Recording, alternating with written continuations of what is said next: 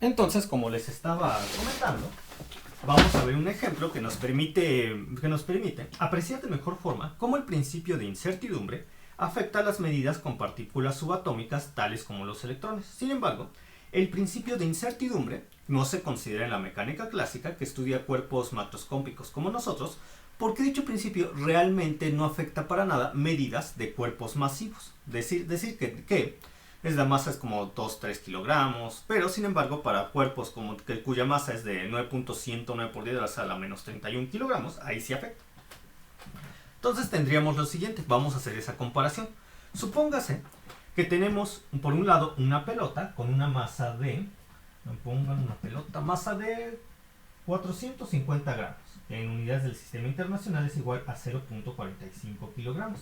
Y por otra parte tenemos a un electrón, cuya masa nosotros sabemos que es igual a 9.109 por 10 a la menos 31 kilogramos. Muy bien. Imagínese que tanto la pelota como el electrón se mueven a lo largo del eje X en la dirección en la que X crece, o en sentido positivo. Y los dos tienen una velocidad de 175 metros por segundo. Ahora, ustedes quieren medir tanto para la pelota como para el electrón su impulso y su posición, y quieren medirlas para ambos entes al mismo tiempo, su impulso y su su velocidad. Quieren medir su posición, quieren medir para ambos entes su posición y su velocidad al mismo tiempo. Y pueden de tal forma que quieren saber qué tanto el principio de incertidumbre afectaría las medidas para ambos. Pero ustedes dirían, pero acaba de decir que la imposibilidad es imposible medir impulso y posición para cualquier ente al mismo tiempo. Y acaba de mencionar que quiere medir velocidad y posición, pero tomen en cuenta algo. El impulso está en función de ¿quién? De la velocidad, masa por velocidad, de tal forma que el principio de incertidumbre también afectaría la medida del valor de estas medidas. Y por lo que ahora sí vamos a comparar qué tanto afecta las medidas para la pelota y qué tanto afecta las medidas para el electrón. Muy bien, consideremos que en este experimento se tiene una incertidumbre del 0.045%. Muy bien, entonces voy a empezar las medidas con la pelota. Veamos las medidas con la pelota. Lo primero que voy a calcular es el impulso de la pelota. Ustedes ya saben que impulso es igual a masa por velocidad.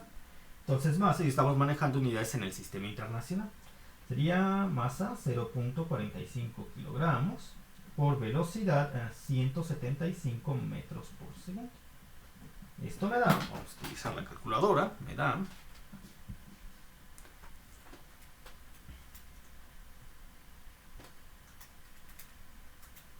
78.75 kilogramos metros por segundo. 78.75 kilogramos metros por segundo. Muy bien.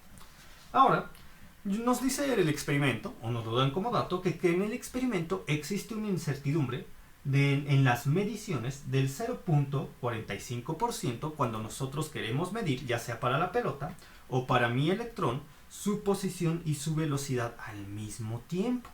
Bien. ¿Cómo podríamos interpretar esta incertidumbre del 0.045%? Bueno, tendríamos entonces que la incertidumbre en el impulso que acabamos de calcular sería igual al impulso para la pelota, al impulso que acabamos de definir. En este caso 78.75 kilogramos metros por segundo.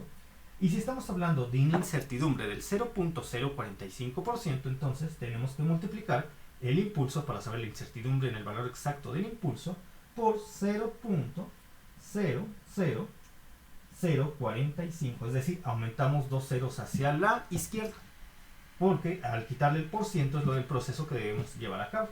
De tal forma que la incertidumbre del impulso para la pelotita sería, voy a calcular, bueno, 78.75 por 4.5 por 10 a la menos 4.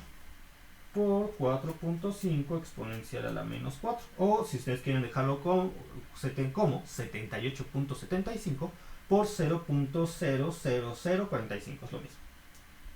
Y me da 0.035. Me da, aquí está,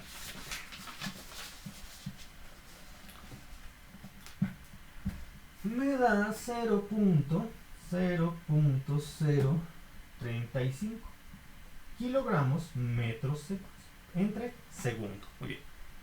Perfecto. Ya como tengo la incertidumbre en el valor exacto de la pelota, puedo calcular la incertidumbre en el valor exacto de la posición en X de la pelota. Y continúo en otra hoja porque aquí ya no tengo espacio. Aquí está. Yo sé por qué. Porque sé que la primera parte del principio de incertidumbre... muchas veces no le ponen el subíndice al impulso porque se sabe que estamos hablando del espacio en X. Así que van a ver que en la mayoría de los libros o apuntes lo encuentran innecesario. Sin embargo, en ocasiones verán que tener el subíndice en X para enfatizar que estamos en X. Pero con tener esta X, la X de acá, ya sabemos que estamos hablando del espacio en X. Muy bien. Entonces, mayor o igual a 1 medio de la h barra. Como yo acabo de calcular la incertidumbre en el impulso de la pelota, ya puedo saber la incertidumbre en el valor exacto de la posición en X de la pelota, porque se mueve la pelota a lo largo del eje X. Entonces tendría, por despeje, la incertidumbre en el valor exacto de la posición en X de la pelota es mayor o igual a 1 medio de la h barra entre la incertidumbre del impulso. En este caso, como es de la pelota, la que acabamos de calcular. Por lo tanto, yo multiplico 1.0545, que es el valor de h barra, por 10 a la menos 34, lo voy a dividir entre 2, o multiplicar la h barra, cuyo valor es 1.0545 por 10 a la menos 34, entre 2, y vamos a hacerlo con la calculadora. 1.0545 exponencial a la menos 34 entre 2. Y una vez que he dividido eso, lo divido entre la incertidumbre en el valor exacto del impulso para la pelota, porque estamos calculando incertidumbres para la pelota. Es decir, 5.2725 por 10 a la menos 35 entre 0.035. Y me da 1.506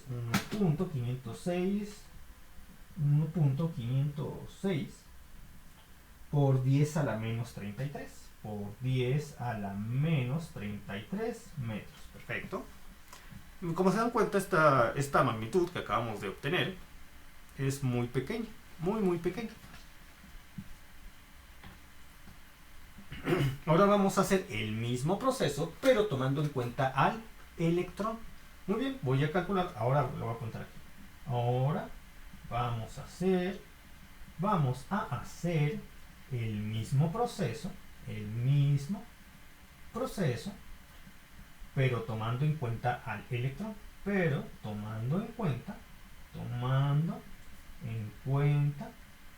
al electrón.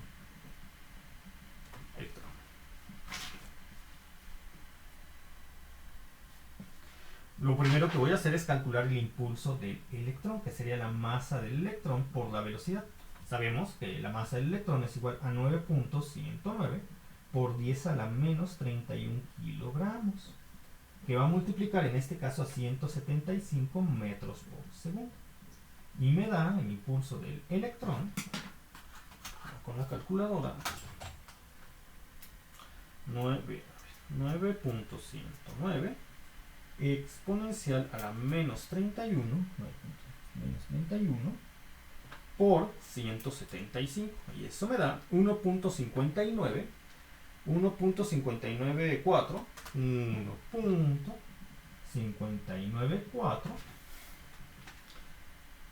por 10 a la menos 28 kilogramos metros por segundo. Perfecto. Entonces, ahora yo quiero saber la incertidumbre en el valor exacto del impulso del electrón. De tal forma que yo, de nuevo, voy a multiplicar ahora esta cantidad por la incertidumbre en el experimento, expresado ya sin porcentajes, es decir, por 0.00045, o 4 por 10 a la menos 4. 4.5 por 10 a la menos 4. Entonces tenemos 1.594 por 10 a la menos 28 kilogramos metros por segundo por 4.5 por 10 a la menos 4 por 10 a la menos 4. Esto me va a dar una incertidumbre del impulso de 1.594 exponencial a la menos 28 por 4.5 exponencial a la menos 4. Y esto me da 7.173 7.173 por 10 a la menos 32. Por 10 a la menos 32. Por 10 a la menos 32, ¿está bien? Sí. Kilogramos metros por segundo. Déjenlo checo para comprobar. Punto, 9.109.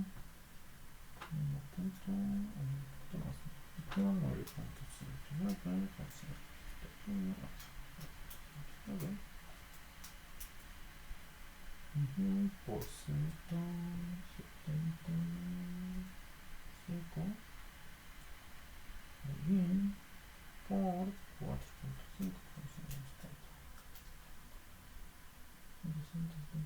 Todo está bien. Perfecto. Ahora ya puedo saber la incertidumbre en el valor exacto de la posición en X del electrón, porque nosotros sabemos que la primera parte, el principio de incertidumbre, está dado por esta magnitud, definido por esta enunciado, y podemos despejar la cantidad que me acabo de mencionar y queremos saber la incertidumbre de la posición en X, de la misma forma que lo hicimos hace rato, un medio de h barra entre un medio del impulso pero ahora la incertidumbre del impulso, la incertidumbre en el valor exacto del impulso es la que tiene el electrón. Es decir, yo voy a dividir 1, que es el h barra, cuyo valor es 1.0545 por 10 a la menos 34, entre 2, y luego entre un 7.173 por 10 a la menos 32. Eso me da 1.0545 entre 2 entre 7.173 exponencial menos 32, ¿verdad? 7.34 por 10 a la menos 4 metros. 7.34 por 10 a la menos 4 metros. Muy bien. 7.34 por 10 a la menos 4 metros. Nada más déjenlo confirmo. Es bueno checar todo esto. 9.109.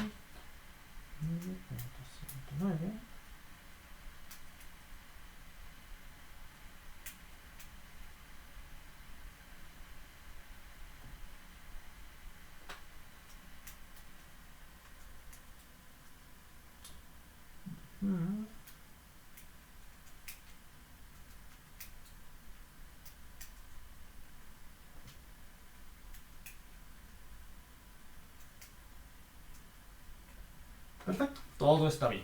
Muy bien. Entonces, ahora les pido que comparen. Cómo son la incertidumbre en la posición exacta. ¿Cómo es la incertidumbre en la posición exacta? ¿Cómo es la incertidumbre en la posición exacta de la pelota sobre el eje X y la incertidumbre en el valor exacto de la posición en X para el electrón? Las incertidumbres las incertidumbres en el valor exacto de la posición en X para la pelota y para el electrón son muy diferentes. Una está en el orden de por 10 a la menos 33 metros y otra está en el orden de por 10 a la menos 4 metros. Una es imposible de detectar, la de la pelota, pero la del electrón nosotros hasta podríamos visualizarla. Es casi un milímetro. 7.34 por 10 a la menos 4, lo podrían ver de hecho. Con lo que concluimos que el principio de incertidumbre o indeterminación de Heisenberg no establece límites para la detección experimental en el caso de que ustedes midan posición e impulso de una partícula macroscópica, tal como un libro, ustedes mismos, una pelota, un árbol. Aquí el principio de incertidumbre no influye porque la incertidumbre, de hecho, no es capaz de ser detectada por los instrumentos de laboratorio, es exageradamente pequeña. Pero para un electrón, la incertidumbre de su posición en X es demasiada, es enorme, casi es un milímetro.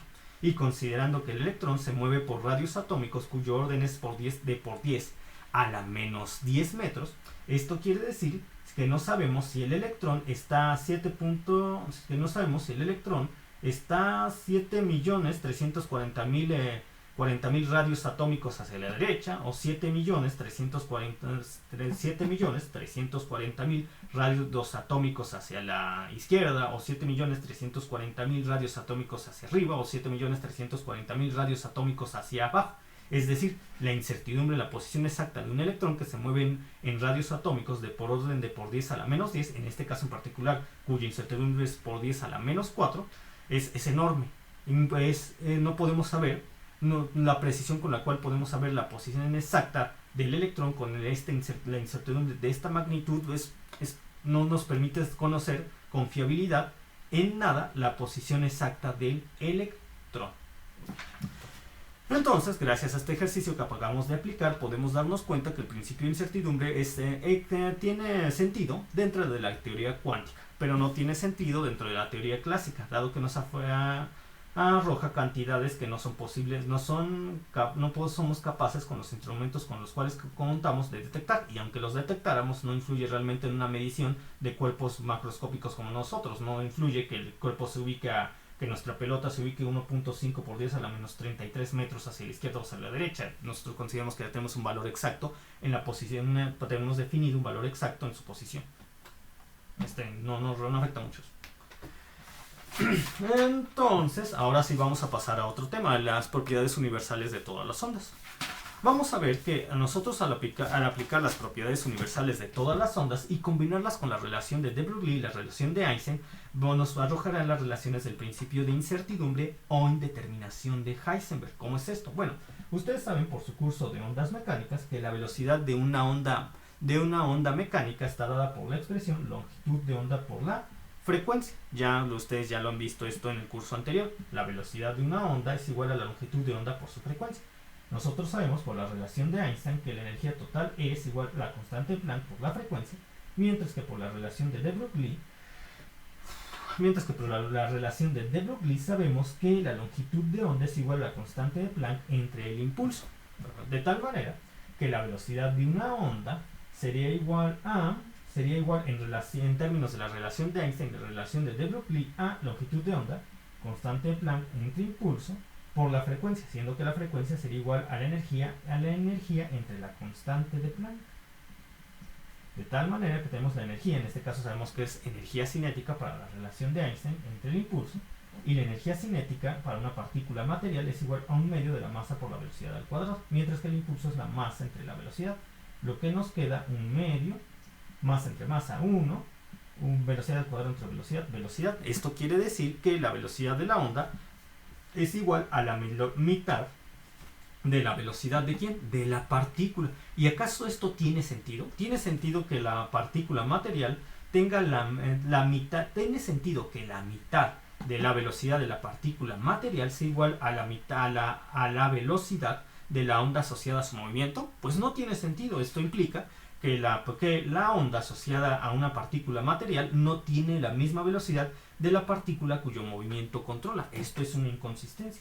Pero vamos a ver por el siguiente razonamiento que en apariencia hay una inconsistencia cuando realmente podemos deshacernos de ellas a través de un análisis crítico de las expresiones y darnos cuenta que en sí no tenemos por qué interpretar la anterior expresión de la forma en la cual yo he establecido hace rato, sino que podemos llegar a la interpretación correcta bajo el siguiente razonamiento. Entonces, consideren una partícula material que viaja a lo largo del eje X, en la dirección en la que X crece con una determinada velocidad. Sobre esta partícula no actúan fuerzas de tal forma que su energía potencial es igual a 0. Y tenemos moviéndose a la misma velocidad que la partícula cuyo movimiento y tenemos moviéndose a la misma velocidad una onda de materia asociada a esta partícula cuyo movimiento controla. De tal forma que consideren que, siendo que partícula y onda asociada al movimiento de la partícula se mueven a lo largo del eje X en la dirección en la que X crece, e imaginando que nosotros podemos tener diferentes instrumentos de medición ubicados a lo largo del eje X capaces de medir la amplitud de la onda de materia asociada. Y si nosotros tomamos una medición de la amplitud de la onda de materia asociada con el movimiento de la partícula, gracias a los instrumentos que están dispuestos a lo largo del eje X, la imagen que tendríamos aproximadamente sería la siguiente.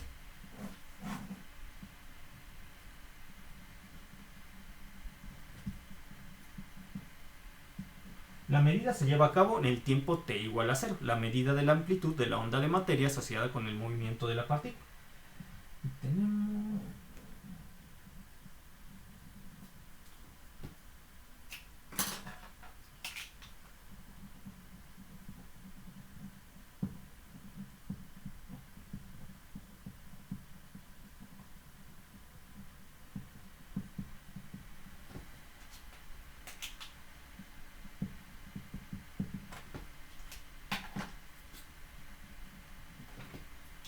Más o menos así se vería mi onda de materia asociada si fuéramos capaces de colocar instrumentos a lo largo del eje X que medieran la amplitud de la onda de materia para un tiempo determinado, en este caso t igual a 0.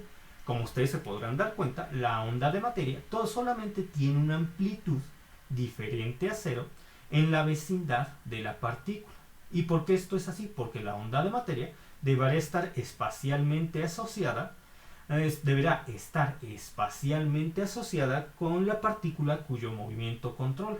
Es por eso que su amplitud está modulada de tal forma que solamente será diferente a 0 en una solamente será la amplitud de la onda de materia diferente a 0 en una región en la vecindad de la partícula.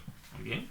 Y la onda de materia viajará como un grupo de ondas, siendo que este grupo de ondas, a medida que se mueva por el eje, a lo largo del eje X, en la dirección en la que X crece, en la dirección X positiva, adquirirá la misma velocidad de la partícula cuyo movimiento controla.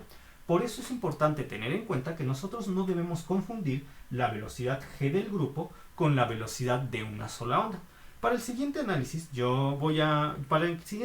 para que esto quede definido de una mejor manera, yo voy a definir a una onda de amplitud unitaria, es decir, una onda de amplitud 1, la cual se mueve a lo largo del eje X en la dirección en la que X crece o X positivo, siendo que esta onda tiene una frecuencia dada por la letra epsilon minúscula, que manejamos con una B con su ganchito, y su longitud de onda está dada por la letra lambda. Entonces, una onda como la que acabo de describir ahorita estaría definida por la función psi de x, t, amplitud unitaria, es decir, 1 de seno de 2pi x entre lambda menos la frecuencia por el tiempo. Muy bien, la frecuencia por el tiempo, perfecto. Y vamos a definir a la longitud de onda recíproca r. En los libros la suelen manejar como con la letra K, pero ya tenemos K para el número de onda, K para la energía cinética, y ya sería mucha confusión con K, por eso he decidido, por practicidad, cambiar la letra. Entonces, si nosotros definimos a la longitud de onda recíproca, esta sería el inverso de la longitud de onda, de tal forma que la expresión anterior queda escrita como x, seno de pi r de x menos v. Entonces checo esto rápidamente.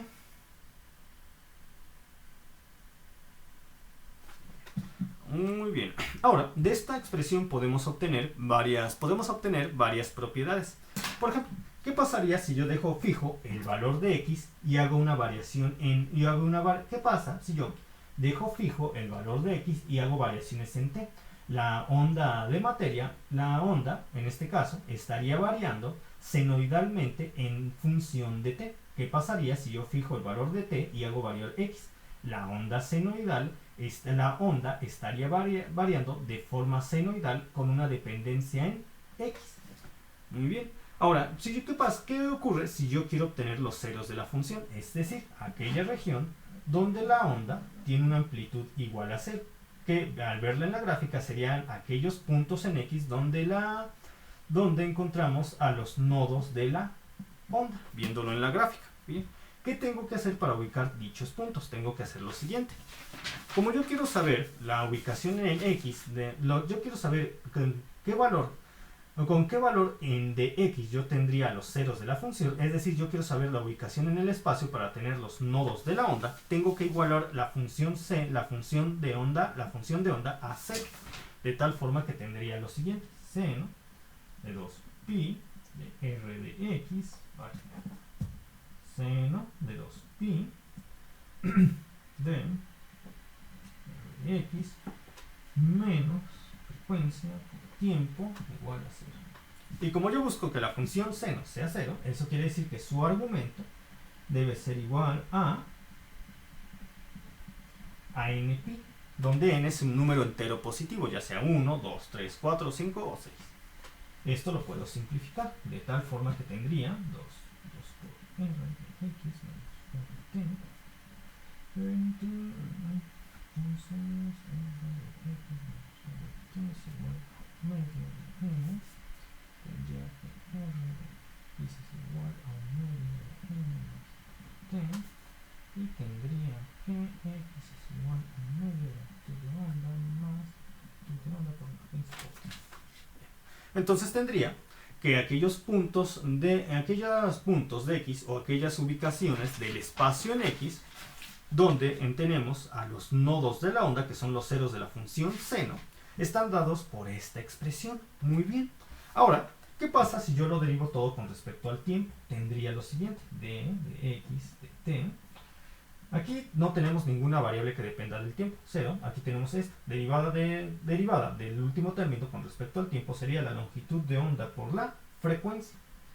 Y nosotros sabemos que cuando nosotros derivamos el espacio en x con respecto al tiempo, tenemos a una velocidad, ya lo han visto de sus cursos de física anterior. Y nosotros sabemos por el curso de ondas mecánicas que la longitud de onda por la frecuencia es igual a ¿quién? A la velocidad de la onda. Entonces, bajo este razonamiento hay consistencia, porque la partícula se estaría moviendo a la misma velocidad que la onda de materia que controla su movimiento, y la inconsistencia establecida en un principio de este tema queda descartada. Ahora vamos a considerar lo siguiente. Nosotros queremos construir una onda resultante cuya amplitud varíe con variaciones en el tiempo, en el espacio en x y el tiempo t. Para ello debemos superponer varias ondas componentes cuyas longitud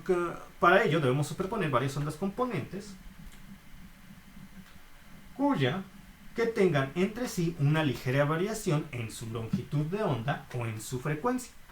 Tomemos en cuenta que nosotros queremos construir un grupo de ondas que solamente tenga una amplitud diferente a 0 en una región finita del espacio. Para ello, las ondas componentes deben tener un espectro continuo de longitudes de onda en el intervalo delta longitud de onda. Ahora, yo para poder ejemplificar de mejor manera todo esto voy a definir la siguiente función. Tenemos que k de f de n igual a amplitud unitaria, y tenemos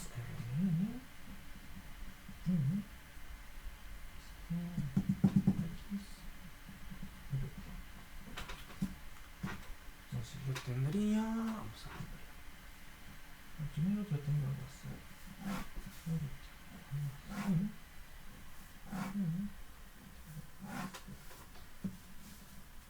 Entonces tendría